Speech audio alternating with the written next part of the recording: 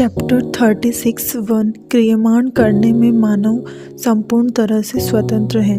मनुष्य योनि में परमात्मा ने जीव को संपूर्ण स्वतंत्रता दी है। मनुष्येतर योनि में यानी मनुष्य के अतिरिक्त दूसरी किसी योनि में संपूर्ण स्वतंत्रता नहीं है, क्योंकि मनुष्येतर दूसरी तमाम योनियों में भोग ही है, यानी वह भोग योनियां हैं। मनुष्येतर योनियों में तो जीव केवल प्रारब्ध भोग कर ही छूट जाता है, उसमें नए क्रियमाण कर्म संचित में जमा नहीं होते। वह हम ऊपर देख चुके हैं। मनुष्य सज्जन होने के लिए स्वतंत्र है, इतना ही नहीं किंतु उसको दुर्जन होना हो तो भी उसको अपने हिसाब से जोखिम से वह स्वतंत्र है। मानव को केवल दान करने की ही स्वतंत्रता है ऐसा नहीं है, किंतु उसको संग्रह करना हो तो भी वह स्वतंत्र है। मानव को केवल सच बोलने की ही स्वतंत्रता है ऐसा नहीं है, उसको झूठ बोलना है तो उसके लिए भी स्वतंत्र है। अरे मनुष्य योनि में मानव को स्वयं आत्महत्या करनी हो तो भी स्वतंत्रता नहीं है, जबकि पशु योनि में अगर दूसरी किसी भी योनि में आत्महत्या करने की भी स्वतंत्रता नहीं है। इस तरह मानव को परमात्मा ने संपूर्ण स्वतंत्र बनाया है। मनुष्य योनियों में मानव को विज्ञानमय कोश और आनंदमय कोश ऐसे दो विशेष कोश परमात्मा ने दिए हैं, जो दूसरी योनियों में नहीं है। मानव स्वतंत्र है क्योंकि उसमें रहा विज्ञानमय और आनंदमय परमात्मा भी परम स्वतंत्र है। मानव अगर बुरा होने में स्वतंत्र न होता तो फिर उसको अच्छे होने की स्वतंत्रता का कोई अर्थ ही न रहता। अगर मानव में बेईमान होने की स्वतंत्रता न होती तो फिर उसको ईमानदार बनने की स्वतंत्रता की कोई भी कीमत न रहती। ज़्यादा तो हम लोग इतना ही कह सकते हैं कि उस मानव को झूठ बोलने की स्वतंत्रता थी, फिर भी वह ईमानदार रहा। यह उसकी विशिष्टता है, इसलिए ही वह सत्यवक्ता की कीमत है। बेईमान होने की स्वतंत्रता है, इसलिए ही ईमानदार की प्रतिष्ठा है। मानव केवल अच्छा बनने में स्वतंत्र है तो बुरा होने में स्वतंत्र न हो तो उस स्वतंत्रता को संपूर्ण नहीं कहा जाता। आप ऐसा कहो कि मैंने अपनी पत्नी को संपूर्ण स्वतंत्रता दी है, पूरी तिजोरी सैफ उसको सौंप दी है, किंतु चाबी अपने पास रखी है, तो ऐसी स्वतंत्रता संपूर्ण स्वतंत्रता नहीं कह सकते, मजाक कह सकते हैं। एक मजाक की बात मेरे पढ़ने में आई है। अमेरिका में हेनरी फोर्ड ने जब सबसे पहली मोटर कार बनाई तब उसने सब मोटरें एक ही रंग की, काले रंग की बनाई, और फिर उसने सेल डेपो बिक्री दुकान पर ग्राहकों को सूचना देते हुए बोर्ड लगाया कि you can choose any colour you like provided it should be black. आप किसी भी रंग की कार पसंद कर सकते बशर्ते वह काली होनी चाहिए। सब मोटर कार काले रंग की ही थी, दूसरा कोई रंग था ही नहीं, किंतु स्वतंत्रता पूरी थी। आप किसी भी रंग की पसंदगी कर सकते हैं, किंतु फिर भी शर्त यह थी कि वह काला होना चाहिए। 36(2) जितनी स्वतंत्रता उतनी जिम्मेदारी। Freedom implies responsibility. स्वतंत्रता द्विमुखी नहीं है। आप क्रियमाण कर्म करने में स्वतंत्र और फिर उसकी जिम्मेदारी से मुक्त हो, ऐसे दो तरीके नहीं हो सकते। कर्म करने में संपूर्ण स्वतंत्रता हो तो उसके फल परिणाम भोगने में भी उतने ही परतंत्र हो, उसका दृढ़ता से ज्ञान रखना ही पड़ेगा। इसको भगवान ने गीता में स्पष्ट कहा है, कर्मण्येवाधिकारस्ते मा फलेषु कदाचन, और साथ साथ यह भी स्पष्ट कर दिया कि आप कर्म करो, उसमें मेरी कोई भी किसी भी प्रकार की जिम्मेदारी या भागीदारी नहीं है।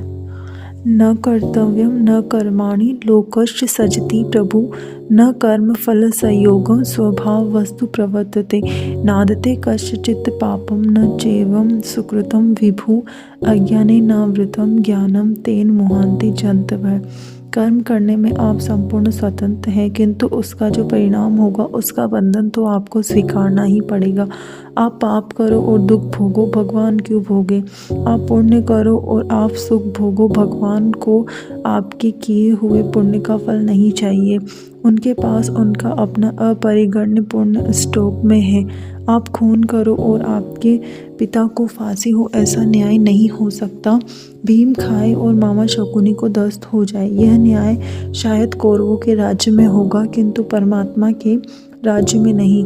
कर्म मात्र बंधन है, यह ठीक समझ लेना चाहिए। कर्म करने के पहले कर्म कैसा करना चाहिए उसका निर्णय करने में आप स्वतंत्र हैं। परमात्मा भी ऐसा ही कहता है कि you are free, you are independent provided you are good. आप सज्जन हैं तो आप पूर्ण स्वतंत्र है, किंतु आप सज्जन नहीं है तो फिर स्वतंत्रता की कीमत क्या रही। संपूर्ण स्वतंत्रता का अर्थ यह है कि आपकी इच्छा हो तो आप दुर्जन भी हो सकते हैं, किंतु उसके परिणाम की जिम्मेदारी आपकी रहती है, परमात्मा की नहीं। एक बार कर्म करने पर उसका जो परिणाम बंधन आ पड़े वह आपको स्वीकारना ही पड़ेगा। इस संबंध में एक कहानी मेरे पढ़ने में आई है। एक आदमी ने एक संत महात्मा से पूछा कि महाराज, कर्म करने में मेरी स्वतंत्रता कितनी। महात्मा ने कहा कि एक पैर ऊंचा करके एक पैर पर खड़े हो जाओ। उस आदमी ने दाहिना पैर ऊंचा किया और बाएं पैर पर खड़ा हो गया। तो महात्मा ने कहा कि अब दूसरा पैर ऊंचा कर। उस आदमी ने कहा, क्या महाराज आप भी मेरा मजाक कर रहे हैं। दाहिना पैर उठाने के बाद फिर बायां पैर किस तरह उठा सकता हूँ, और ऐसा करने जाऊँ तो मैं नीचे ही गिरूंगा। मैं तो अपना पैर उठाकर बंधन में आ गया, अब बायां पैर उठाया ही नहीं जा सकता। महात्मा ने कहा, किंतु तुमने पहले से ही बायां पैर उठाया होता तो बायां पैर उठा सकते थे कि नहीं। उस आदमी ने कहा, अच्छी तरह उठा सकता था, पहले से ही मैं बायां पैर उठाता तो वैसा करने में मैं स्वतंत्र था, क्योंकि तब तक मैं बंधन में नहीं था। तब तक दोनों से कोई भी पैर उठाने का काम किया नहीं था। बायां पैर पहले उठाया होता तो भी बंधन में आ जाता, फिर दाहिना पैर भी नहीं उठा सकता। महात्मा ने कहा, बस इसी तरह कोई भी कर्म करने में तुम स्वतंत्र हो, किंतु प्रत्येक कर्म करने के साथ ही वह बंधन में जकड़ देता है। इसलिए भगवान ने श्रीमद् भागवत गीता में स्पष्ट आज्ञा की है, कर्मणि एव अधिकारस्ते, कर्म में ही तेरा अधिकार है, यानी कि कर्म करने में तू स्वतंत्र है, किंतु माँ फलेषु कदाचन, फल में तेरा अधिकार नहीं है, यानी कि फल भोगने में तुम परतंत्र हो। अब तीसरी आज्ञा सुनो, माँ कर्म फल हेतु भूख, फल मिले तो ही कर्म करो, इस भावना से नहीं। 3 फल का हेतु ही लक्ष्य में रखकर कर्म न करो। हम लोग जब किसी भी कर्म को करते हैं तब उसके किसी खास परिणाम को ध्यान में रखकर ही करते हैं। हमारी धारणा के अनुसार परिणाम आता है तब हम लोग वह कर्म सफल हुआ ऐसा मानते हैं, और अपनी धारणा के मुताबिक फल न आया हो तो हम लोग उस कर्म को निष्फल हुआ मानते हैं। किसी भी कर्म के 2 परिणाम हो सकते हैं, सफलता और निष्फलता। सच पूछा जाए तो कोई भी कर्म निष्फल होता ही नहीं। कोई भी कर्म करो उसका फल तो मिलेगा ही, इसलिए तमाम कर्म सफल ही होते हैं। आपकी धारणा के अनुसार ही हो ऐसी कोई गारंटी नहीं है। आपकी धारणा के अनुसार फल नहीं आया इसलिए उसको निष्फल हुआ मानते हैं, और वह आपकी गलती है। कोई भी कर्म निष्फल होता ही नहीं। वह फल आपकी धारणा के अनुसार फल नहीं आया तो वह कर्म में या उस कर्म करने की पद्धति में कहीं दोष समझना। फल तो ईश्वर के कायदे के अनुसार ही मिलेगा। कर्म फल देने में कोई अन्याय या सिफारिश नहीं चल सकती। कर्म करने के शुरू में, कर्म करते समय और कर्म पूर्ण होने के बाद भी अगर आप केवल फल के ऊपर ही दृष्टि लक्ष्य रखकर कर्म करोगे तो कर्म होना चाहिए उतना उत्तम प्रकार का होगा ही नहीं। उसके परिणाम स्वरूप उसका फल आपकी धारणा के मुताबिक नहीं आएगा।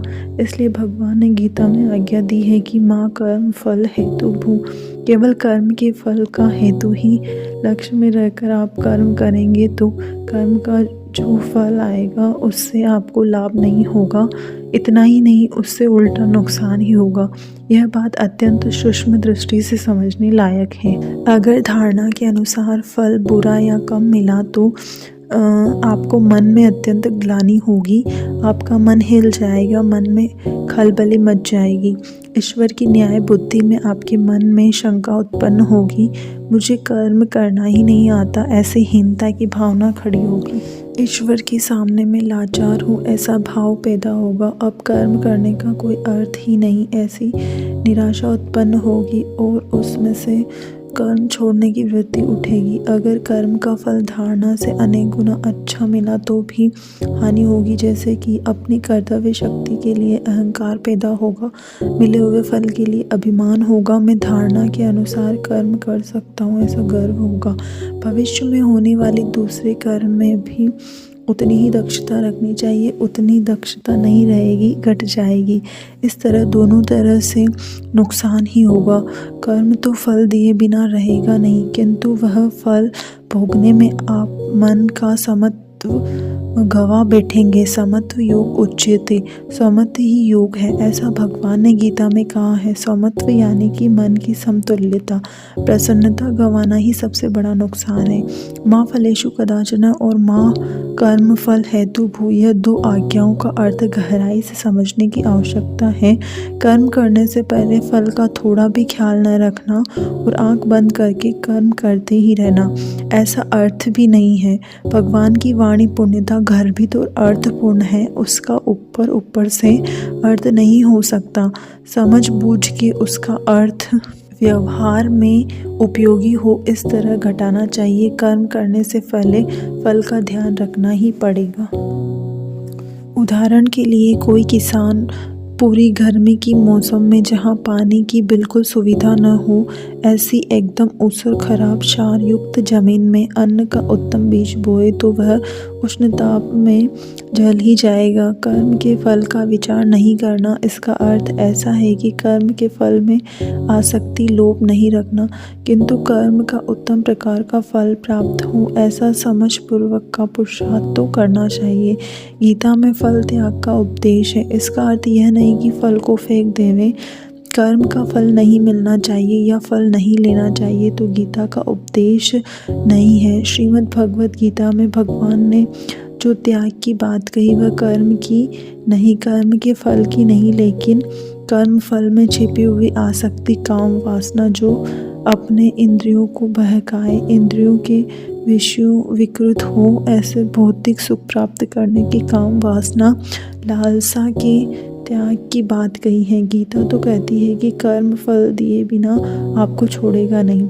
मुझे कर्म का फल नहीं चाहिए ऐसा कौन कहता है? चोर, व्यभिचारी, दुष्ट कर्म करने वाला ही ऐसा कहेगा कि मुझे अपने कर्म का फल पाप दुख नहीं चाहिए, किंतु ऐसा हो ही नहीं सकता। कर्म तो फल देगा ही और वह भोगना ही पड़ेगा, इसलिए फल मिलेगा तो ही कर्म करूँगा, ऐसे गलत भ्रम में नहीं भटकना चाहिए।